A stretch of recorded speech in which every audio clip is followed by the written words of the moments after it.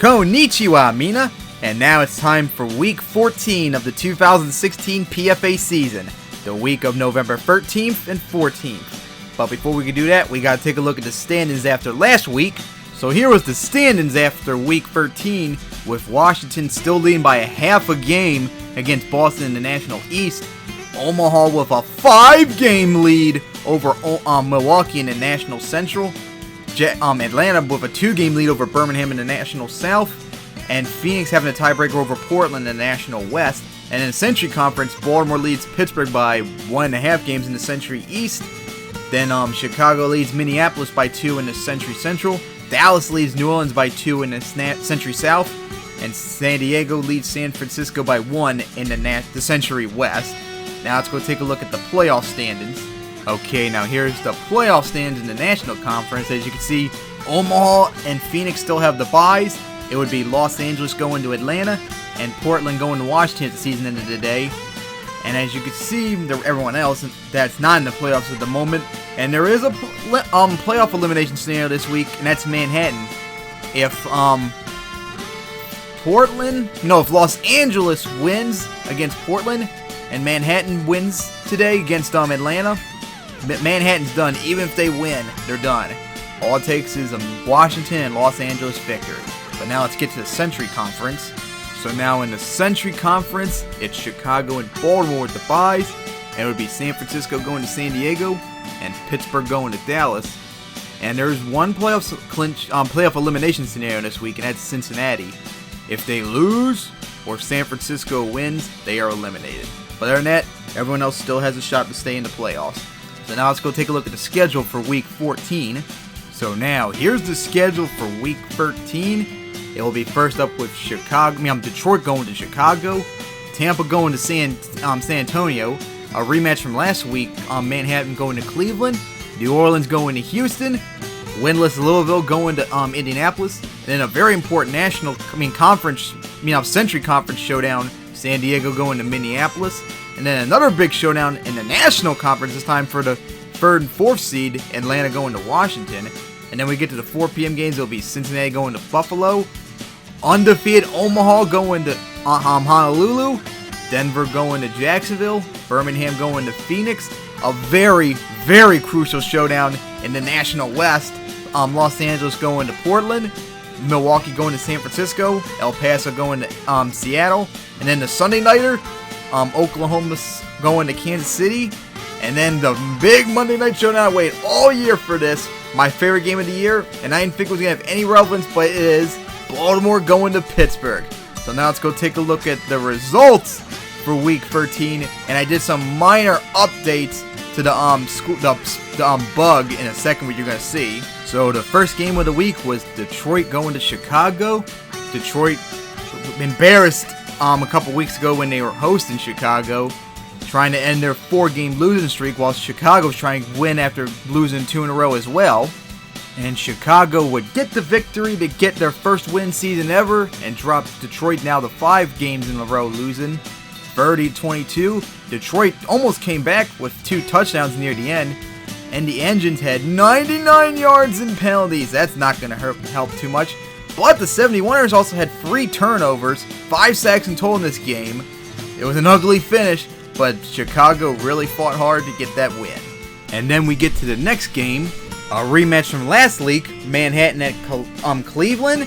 And Cleveland needs to win badly to keep up with Boston and Washington after that terrible loss last week against Manhattan.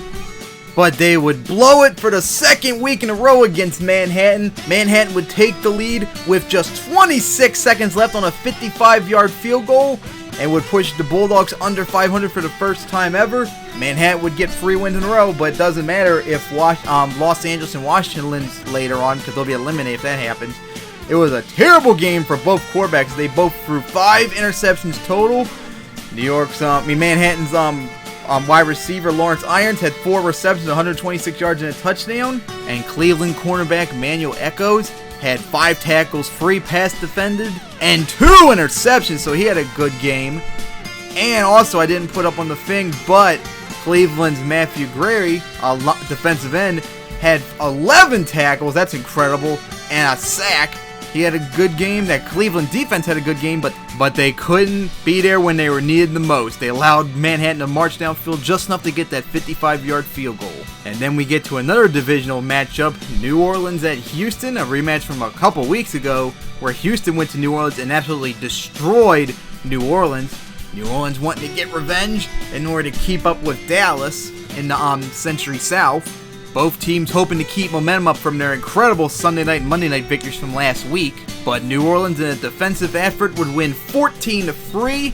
The Jazz had 180 rushing yards, and look at the yards disparity. New Orleans had 366 yards. Houston only had 196. It's incredible how New Orleans got so much yards but no real points off of it. 9 sacks in this game total and 6 by Houston, so that's probably why there was so little points. But now that New Orleans won 2 in a row, they really pushed Houston back likely too far back to have any shot to win the Century South. But they still got to keep up with Dallas, and Miami's still right under their ass. And then we got to another divisional showdown. Winless Louisville Saints going to the 1-10 Indianapolis Express. Louisville trying to get their first win, Indianapolis trying to get their second win, and Indianapolis would get their second win in franchise history, 20-10, after that terrible showing last week against Philadelphia where they got torched.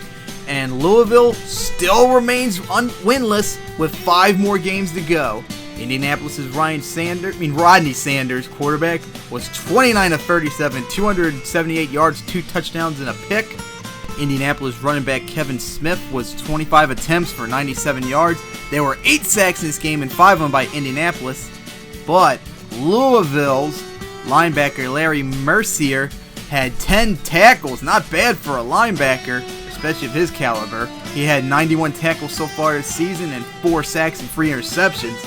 But man, will Indianapolis ever get a victory? Everything's just not going good for them at all. And then we get to another important Century Conference game. San Diego going to Minneapolis. San Diego needs to win to keep up against San Francisco. And Minneapolis needs to win to keep up against both San Francisco and New Orleans for one of the playoff spots in the Central Conference. But in a wild back and forth game, San Diego would win 35-30. And Minneapolis blew it again. After starting 3-0, they've gone 4-5 since. That's not really looking good. And that really powerful defense they've had allowed the most points in franchise history. But the defense was in play in both teams today, as there was 7 interceptions and 5 of them by San Diego. So Minneapolis defense did their part in making turnovers, but they didn't really benefit off of them. And San Diego's quarterback, Bobby Valentine, was injured again, but he's probable for next week. And how about this? San Diego's backup running back, Ronald Jolly, had 11 carries for 114 yards and 2 touchdowns. How about that? That's pretty impressive for a backup. Minneapolis' running back, Gary Snyder, had his second 100-yard day in 3 weeks on 16 carries, but no touchdowns off of it. San Diego wide receiver David Seaton had another 100-yard receiving day with 6 receptions, and for the 7th straight game, a touchdown too. He has 11 so far this year. And San Diego linebacker Aaron Silvers had an incredible 12-tackle day, but he fractured his hip, and he's going to be out for the next 2 weeks. So that's going to really be costly for San Diego's defense. A very crucial win for San Diego, but a very devastating loss for Minneapolis. So then we move down south to Alamo Dome, where the winless Tampa Tropics are being hosted by the San Diego Longhorns. Tampa's still trying to get their first win, and San Antonio's trying to win to keep up with Birmingham and Atlanta in the National South. Tampa fought hard, but in the end they still couldn't do it, and San Diego would pull off a 24-21 victory after being down 14-0 to start. San Antonio's quarterback Glenn Chen was 21 of 31 for 266 yards, 3 touchdowns, and no picks. He had a really good game. San Antonio running back William Hart had 14 carries for 102 yards but no touchdowns. But San Antonio's wide receiver Deion Gardner had 5 receptions, 112 yards, and 2 touchdowns. Tropics led the majority of the game, and there was 5 sacks in total in this game. So Tampa, for another week, they fought hard, but they just couldn't pull it off in the end. And then we get to another crucial National Conference game. Atlanta going to Washington. Atlanta beat them a few weeks ago, but now Washington's hosting them. And it's a very crucial matchup because whoever wins will probably secure the first seed in the playoffs and maybe have a spot at clinching the first round bye too. In a defensive struggle, Washington would win 21-7 and would officially knock out Manhattan from being able to clinch the National East. The only way Manhattan can get in now is if Los Angeles loses out, which is very unlikely. A hard-fought game for Washington as they clinch the third spot in the playoffs now over Atlanta, and a defensive struggle where they got 4 sacks on Atlanta, but Atlanta also got 2, and both teams could not do anything on offense. But Washington's George Noel, running back, had probably his best game of his career. 12 attempts, 102 yards, and 2 touchdowns. Since he was the third-round pick this year, he has not been doing good except to this game. Maybe he'll have the momentum to keep up and make up for his terrible season so far for him. And now we get to the 4 p.m. games, which is first up is Cincinnati at Buffalo. Cincinnati trying to avoid not get knocked out of the playoffs, although it's very likely. And Buffalo needing to win to keep up in their playoff spot and to finally get their first home playoff victory. First home win. And Buffalo would finally do it. They would win 31-17 in a quite competitive game. Cincinnati was officially eliminated from the playoffs. So how about that? Buffalo finally ended their winless streak at home and are still undefeated at home. I bet they would have loved to have been able to win all their other games, and they would have been a much better shot. And Buffalo's quarterback Ricky Bale was 21 of 34 for 239 yards, 3 touchdowns, and 0 interceptions. And Cincinnati's Walter Morgan was 19 of 34, 273 yards, 2 touchdowns, and 1 interception. And Buffalo's running back Daniel Robinson had 19 carries for 94 yards and a touchdown, and including a 7-yard touchdown run to finish off the game with just a few seconds left to seal the deal. Buffalo's receiver Kerry Grimes had 7 receptions, 120 yards, and 0 touchdowns. And Cincinnati wide receiver John Griffin had 3 receptions, 102 yards, and 0 touchdowns. And then we go out to Honolulu, where the Honolulu Phantoms are hosting the undefeated Omaha Thunder. Remember, they played in Week 4 on Monday night, and Omaha absolutely destroyed Honolulu in that game. But will Honolulu get revenge and knock off the Honolulu Thunder? And the answer is no, as Omaha would win 34-17, including at one point leading up 27-0 at one point. Omaha running back Mark Metz had an incredible day, 29 attempts, 150 yards, and 2 touchdowns. And he also set the team record for most attempts in yards in Thunder history in a game. 6 sacks in this game, 4 by Omaha. And Honolulu linebacker Wilson Sharp had 18 tackles in this game. I wonder if that was the most ever by anyone in PFA history in a game. And he leads the league with 151 tackles, and he leads by almost 20 tackles over second place. Man, he's on a roll this year. I bet if only he would, his performance would help his team though. Will anyone be able to stop Omaha this year? As they're just plowing for everyone with 6 games left to go undefeated. And then we go from Honolulu down to Jacksonville, where the Denver Miners were being hosted by the Jacksonville Bucks. Denver needed to win to get back at 500, and Jacksonville needed to win to get back in this terrible season. And surely there were going to be a whole lot of points scored today. It was a lot of points, and Denver would win 38-35. Jacksonville got on the board first in 15 seconds with a 65-yard punt return. Denver quarterback Zachary Ellis was on a roll today. 27 of 41, 375 yards, 3 touchdowns, and 0 interceptions. Jacksonville running back Desmond Haggard had his 600-yard day of the season with 16 carries and 2 touchdowns, including a 68-yard touchdown run. That was a pretty good job for him. Jacksonville wide receiver Michael Horn, I got his name mixed up with another wide receiver, had his second straight 100-yard receiving day with 3 receptions, 113 yards, but 0 touchdowns. And Denver got a lot of pressure on defense today with 4 sacks. So Denver's back at 500, and now they're second place in the National Central. Will they keep it up though? Because Milwaukee has to go to San Francisco later today. But now we go out to Glendale, Arizona, as the Birmingham Hornets are hosted by the Phoenix Storm.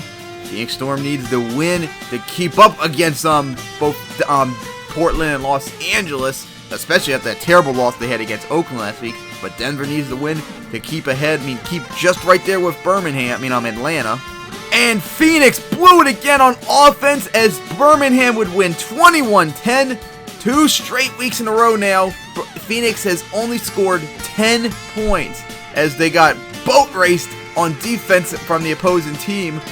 And man, Birmingham's Michael Thomas, I think it's his first name, had 26 carries, 105 yards, and 2 touchdowns. But Phoenix's quarterback, James Kearse, was 2 of 7 for 36 yards before he got injured. He's probable, though, for next week. But Phoenix is now on a 2-game losing streak, and now Portland has a shot to take the lead in the National West again. Speaking of Portland, we head out to Portland as the Los Angeles Angels head out to face the Portland Dragons in a very, very important National West game. And Los Angeles brings their strong defense and their 7-game winning streak as Portland brings in their high-powered offense and 2-game winning streak. And if Portland wins, they'll take the lead in the National West. So let's go take a look at the results for this incredible game. And it was incredible. Los Angeles would win 41-39 to make their winning streak now at 8. And with 80 points, it was the highest scoring game in PFA history. Portland quarterback Frederick Van Dyke was 30 of 38, 384 yards, 4 touchdowns, but 2 costly interceptions that would turn into points off of that. And Los Angeles running back John Fox had 16 carries, 122 yards, and a touchdown. And both Los Angeles and Portland would have 2 receivers go over 100 yards today. A very good job for that. And since Los Angeles won, Manhattan is officially eliminated from the playoffs. And Los Angeles leapfrogs over Portland for the 5th wild card spot. So now Portland's back down to the 6th. So man, Portland after starting 7-0 is now 2-3 since. Then we go down to Santa Clara as the Milwaukee Lakers visit the San Francisco Union. Both teams need to win to keep up in their respective playoff spots and the wild card spots in their conferences. And San Francisco would win 27-21 to continue Milwaukee's 6-game losing streak as they still don't have their starting quarterback. As their backup John Addison, making his 6th start, was 15 of 27, 277 yards, 2 touchdowns, and a no pick. That was pretty good. But San Francisco running back Anthony Marks had 25 carries, 131 yards, and a touchdown. That's good for him. And San Francisco wide receiver Danny Cooker had 8 receptions, 131 yards, but no touchdown. Milwaukee wide receiver James Holt had his first 100-yard game in weeks, and he had 5 receptions, 136 yards, and a touchdown, including an 85-yard touchdown pass that would be the final score of the game. And also Milwaukee linebacker Richard Herndon had 17 tackles, so he did his part. But the rest of the team just could not handle San Francisco as they've now won 2 in a row and further clinching their spot as the 6th wildcard spot in the Central Conference. Then we go back up north to Seattle as the El Paso Mustangs visit the Seattle Quakes. Both teams need to win to stay in contention for not only the Century West title but a wildcard spot as well, as both teams carry winning streaks on them. And once again, El Paso blew it again as Seattle would win 2 in a row now to get back at 500. And man, El Paso, once again, all they need is just to get over 20 points and they might be able to get it. But once again, that all-powerful offense that has so much firepower yet can't get any points off of it. Nothing goes good for El Paso this year. Seattle quarterback Dwight Lovett was 18 of 25 for 244 yards, 2 touchdowns, and an interception, although he's probable for next week with the flu, so we'll have to keep an eye on that.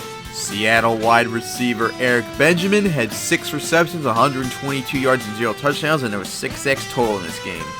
A very important win for Seattle, and a terrible loss for El Paso. And then we get to Sunday night as the Kansas City Hammerheads host the Oklahoma Oilers. Oklahoma has a 4-game win streak with that high-powered offense. Kansas City's on a 4-game win streak as well with that powerful defense.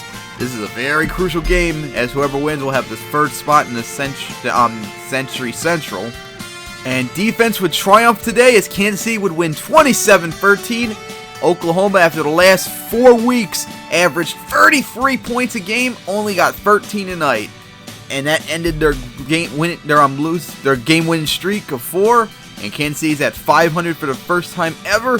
And they've won 5 in a row now. Oklahoma wide receiver Paul Hillman had 6 receptions, 104 yards, and 0 touchdowns. So good job for Kansas City after being 0-5 and 1-6 at one point, now 6-6. But they still got a long way to go before they have any shot to clinch a wild card spot in the Century Conference. And now we get to the very important Monday Nighter. Baltimore Charm going to the Pittsburgh Blitz. Although even if Baltimore loses, they'll still lead in the Century East, but Pittsburgh needs to win to keep up with them. And they're still going to have Cruz Tolbert out, so his backup Bobby White is going to be starting. And a very crucial game. Let's go take a look at the results. Pittsburgh would score 17 unanswered points in the second quarter to win 27-14 in a defensive shootout, as Bobby White was 28 of 43 for 239 yards, 3 touchdowns, and 1 interception. And on Baltimore's free safety, Juan Pike had 9 tackles, but no interceptions. That could have really helped their team if he could have gotten one. And Pittsburgh receiver Gary Berry had 7 receptions and 101 yards and a touchdown. So now Baltimore's lost 2 in a row, and Pittsburgh's now won 2 in a row. But Baltimore still has a game lead against them in the Century East. Okay, so now let's take a look at the standings after 14 weeks in the season. And Washington now leads Boston by a game still in the National East. Omaha now leads by 4.5 games against Denver in the National Central. Atlanta's lead against Birmingham has shrunk now to 1 in the National South. And Phoenix has the tiebreaker over both Los Angeles and Portland in the National West. In the Century East, Baltimore still has a 1-game lead over Pittsburgh in the Century East. Chicago's lead against Minneapolis has grown by 3 in the Century Central. Dallas still has a 1-game lead over New Orleans in the Century South. And San Diego still has a 1-game lead over San Francisco. And Louisville and Tampa are still winless, and Omaha is still undefeated. So now we go into the National Conference playoff picture. As you can see, Omaha and Phoenix still with the first round byes. And now it would be Portland going to Washington and Los Angeles going to Atlanta. I think that was the results from last week because they flipped seeds. And as we mentioned, Manhattan earlier has been eliminated. And now there is one playoff clinching scenario next week. If Omaha wins or Milwaukee loses, Omaha will not only clinch a playoff spot, they will clinch the National Central and get closer and closer to clinching first round bye. And now for playoff elimination scenarios, Jacksonville will be eliminated if they lose, Atlanta wins, and that's it. Because they've already lost to Portland once this year. I think they've lost to Los Angeles, but if they win, if they lose, they'll definitely can't clinch from Los Angeles. So, Jacksonville loss and Atlanta victory, they'll be officially eliminated from the playoffs. Oakland will be eliminated if they lose and Portland, Los Angeles, and Phoenix win. But that is it in the National Conference. And now as we go over to the Century Conference, Chicago still has the number 1 spot, but San Diego has now moved up to the 2nd spot thanks to Baltimore's misfortunes as they fell to the 3rd seed. Dallas still remains at 4th. Pittsburgh moves to 5th place, and San Francisco still remains at the 6th place tie over New Orleans now. And as you can see, Cincinnati was eliminated earlier. There is no playoff clinching scenarios this week in the Century Conference. Columbus will be eliminated if they lose or San Francisco wins, and New Orleans too. Orlando will be eliminated if they lose to New Orleans next week, but no one else could be eliminated for this next week in the Century Conference. And now let's go take a look at the schedule for next week. And here is the schedule for Week 15. First up would be Oakland going to Atlanta, a rematch from a couple weeks ago. Then Columbus going to Baltimore, their first matchup since Week 2. And then Milwaukee going to Birmingham, the team that gave Milwaukee their first ever loss in embarrassing fashion. And then it'll be San Francisco going to Buffalo, and then Kansas City going to Chicago, a matchup from a divisional matchup from a couple weeks ago. And then Seattle going to Cincinnati, a rematch from I think it was 2 weeks ago. Washington going to Cleveland, another division matchup. San Diego going to Dallas. That's going to be very important because that could possibly have first round bye implications. Then Minneapolis going to Detroit, another division showdown. And then Portland going to Jacksonville, a rematch from just 2 weeks ago. Oklahoma going to Manhattan. Orlando going to New Orleans. Tampa going to Omaha. Look at this, an 0-12 team going up against an undefeated team. Well, Tampa did stuck a good game to them a couple weeks ago, so maybe they could pull off an upset and give them their first loss and get the first win. And then finally, a matchup that I thought was going to have serious playoff implications before the season began, but so far it's not turned out to be, and that's El Paso going to San Antonio. And then we get to the 4 p.m. games. Houston going to Las Vegas, Boston going to Philadelphia, and then a very important one, Miami going to Phoenix. Miami bringing that powerful team with that 5-game winning streak up against a struggling, sputtering Phoenix team.